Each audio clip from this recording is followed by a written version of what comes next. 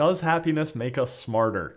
So in this video, we're gonna address that claim by looking at the scientific literature. I have 3 studies for you, 2 of them in children, 1 in adults, actually in doctors or physicians. And we'll explore how it is that happiness seems to kind of make us smarter. When we say smarter, I'm gonna think about that in terms of learning, decision making or problem solving, and even goal pursuit and goal achievement. So let's get into that, right? We tend to think generally that it's like if I want to achieve more or learn more or be smarter, then it's like I have to work harder. And then once I get more, achieve more, do more, learn more, then I will be more successful and then I'll be happier. And it's true that goal achievement and goal pursuit, a sense of progress, can actually help us to feel happier and feel better. But it may be that happiness will actually help us to be more successful and more effective and smarter when it comes to problem solving, learning, etc. Right? It may be that it actually goes the opposite way that we tend to think. And that's what we see in some of these papers. So as I said, the first 2 are in children, and they looked at goal setting and goal achievement in one of them, and then learning in the other. So in the first study, and of course the references are down below, but in the first study they looked at children and they broke them into 2 groups. So a happy mood and a sad mood. And they did something called induction or priming, which is they basically say to one group, hey, can you just close your eyes and think of something that really makes you feel happy and excited and just feel good. And then same thing with another group, close your eyes and try to imagine something that makes you sad. They then had the children pick or sort of set a goal for it. It was like a simple problem solving task. And it was basically like, how many problems will you get through in 5 minutes? So set the goal and then set the timer and have them actually do it. And so it turns out that the group that was made to feel happy or feel more positive had set significantly higher goals and then actually achieved those goals more effectively than the sad group. So they're sort of being more aggressive or maybe more optimistic in what they think they can accomplish, but then they are actually more likely to accomplish it. So you see higher goals and higher goal achievement in the happy group.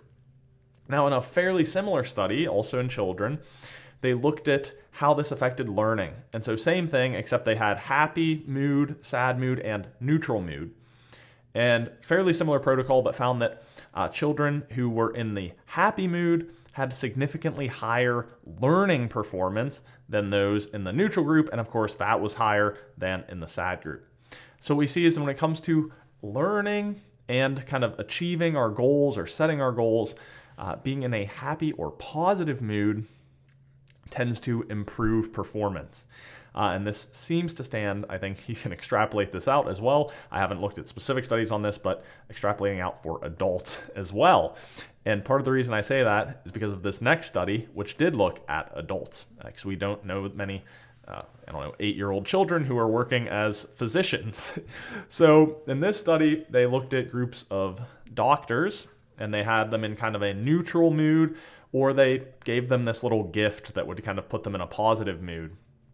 And now here's what they did, very clever protocol. They had these doctors basically think out loud as they tried to solve a case. So they gave them a file with some information about like a made up patient, but obviously that information was designed in a way that would lead them to a conclusion that this patient had, I think it was liver disease.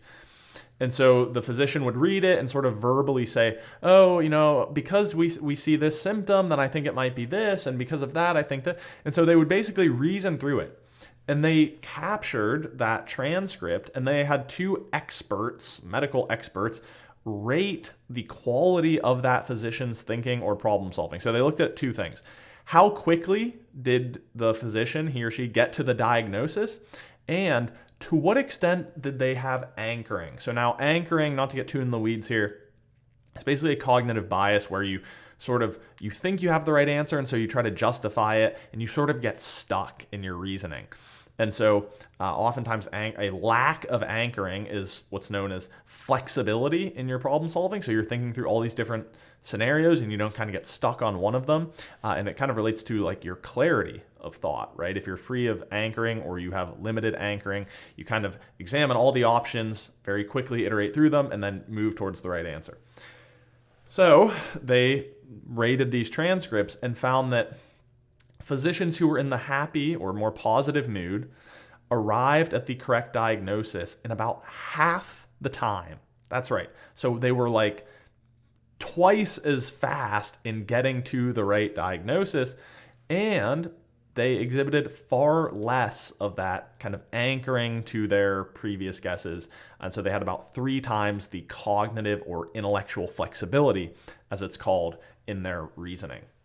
So again, we see we're kind of drawing the line here from children to adults, that we're in a happy mood. We are better, in this case, right? Physicians are very intelligent people. They are better at problem solving, getting to the right answer more quickly, and have more flexibility in their reasoning.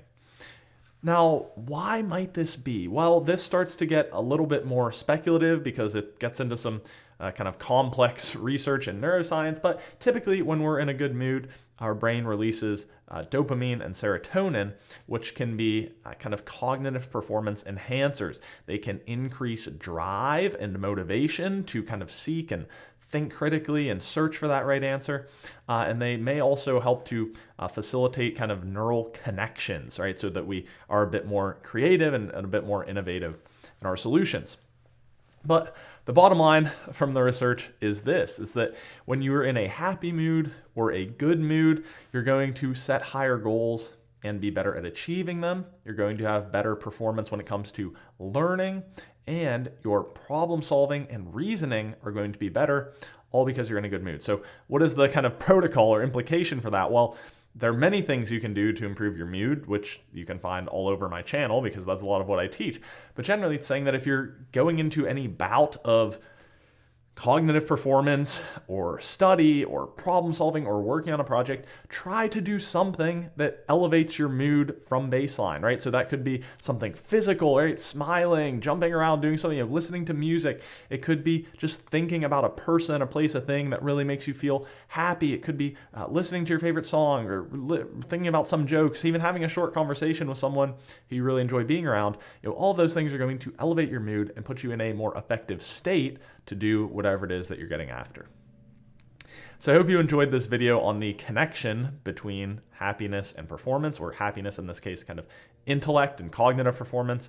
As always, on my channel, you can find plenty of videos that will help you to be happier in both work and in life, drawing from the scientific literature, as well as some of the arts and philosophy. So here's a video that YouTube suggests you'll like. Thanks again for watching, and I'll see you next time.